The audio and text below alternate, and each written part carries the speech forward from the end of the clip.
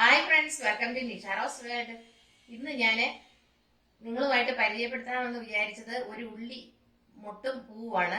നമുക്ക് സാധാരണ ഉള്ളിയുടെ വിത്ത് കിട്ടാൻ വളരെ പ്രയാസമാണ്. അപ്പോൾ എനിക്കൊരു നല്ല ഉള്ളിയും അതുപോലെ തന്നെ ഉള്ളിയുടെ തണ്ടും അതുപോലെ മൊട്ടും പൂവും എല്ലാം കിട്ടിയിട്ടുണ്ട്. അത് നിങ്ങളുമായിട്ടൊന്ന് ഷെയർ ചെയ്യാമെന്ന് വിചാരിച്ചു. നല്ല കട്ടിയുണ്ട് ഈ തണ്ടിന്, കണ്ടോ. ഇത് സാധാരണ ഇത്രയും നീളമുള്ള മുട്ട എനിക്ക് കിട്ടിയിട്ടില്ല. ഞാൻ പലപ്പോഴും എൻ്റെ വീട്ടിൽ ഞാൻ ഇതുപോലെ ഉള്ളി, അതായത് സവോള മണ്ണിൽ വെച്ച് അല്ലെങ്കിൽ ചെടിച്ചട്ടിയിൽ വെച്ച് വളർത്തിയെടുത്തിട്ടുണ്ട്. ഇതിന്റെ പകുതി ഉയരത്തിൽ തന്നെ മൊട്ട് ഉണ്ടാകുകയും പൂ വിരിയുകയും അതുപോലെ വിത്ത് കിട്ടുകയും ചെയ്തിട്ടുണ്ട്. ഇത് ഞാൻ മണ്ണിലാഴ്ത്തി വെച്ചിരുന്നതാണ്. അപ്പോൾ ഞാൻ ഈ ഇല കട്ട് ചെയ്ത് എടുത്തിട്ടില്ല. ഈ ഒരു ഉള്ളിയിൽ നിന്ന് ഇത്രയും വലിയ തണ്ട് കിട്ടുകയും അതുപോലെ നല്ല ഒരു പൂമൊട്ട് വിരിയുകയും ഇത്രത്തോളം വലിയ ഒരു സീഡ്, അതായത് ഇത് നിറച്ച് സീഡാണ് ഇരിക്കുന്നത്. മുട്ട വിരിഞ്ഞ് പൂവുണ്ടായി. ആ പൂ കാണാൻ നല്ല മനോഹരമായ പൂവായിരുന്നു. അത് കഴിഞ്ഞപ്പോഴത്തേക്കും അത് ചുരുങ്ങി അതിൽ മുട്ട കണ്ട അതിൽ കായ ഉണ്ടായിട്ടുണ്ട്. ഇത് നിറച്ച് കായായിരിക്കുന്നത്. അതായത് ഈ സവോളയുടെ കായ എടുത്താണ് നമ്മൾ പാകി സവോള വളർത്തിയെടുക്കുന്നത്. നമ്മുടെ വീട്ടിൽ നമുക്ക് ഉള്ളി കിട്ടുമ്പോൾ കിളിർത്ത ഉള്ളി വെച്ച് നട്ടാലും മതി. നടുമ്പോഴത്തേക്കും പെട്ടെന്ന് തന്നെ നമുക്ക് ഇതുപോലെ ഉള്ളി തണ്ട് വളർന്ന് വിത്ത് കിട്ടും. അപ്പം വളരെ ഈസിയാണ് നമുക്ക് ഉള്ളിയുടെ വിത്ത് എടുക്കാനായിട്ട്.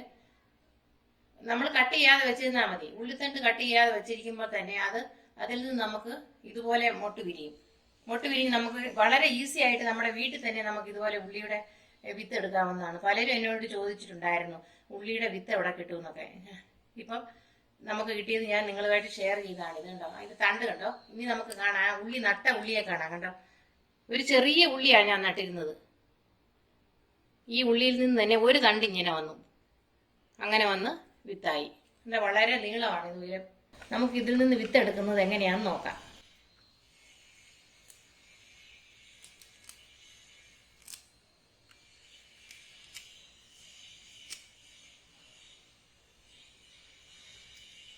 ഉണങ്ങിയതുകൊണ്ട് ഉണങ്ങാത്തതുകൊണ്ട് നല്ല കറുത്ത വിത്താണ് ഇരിക്കുന്നത്.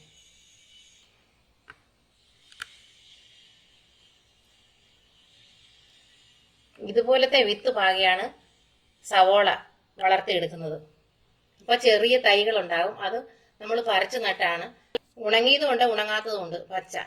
അപ്പൊ നിങ്ങളെ കാണിക്കാൻ വേണ്ടിയാണ് ഞാൻ ഇങ്ങനെ എടുത്തത്.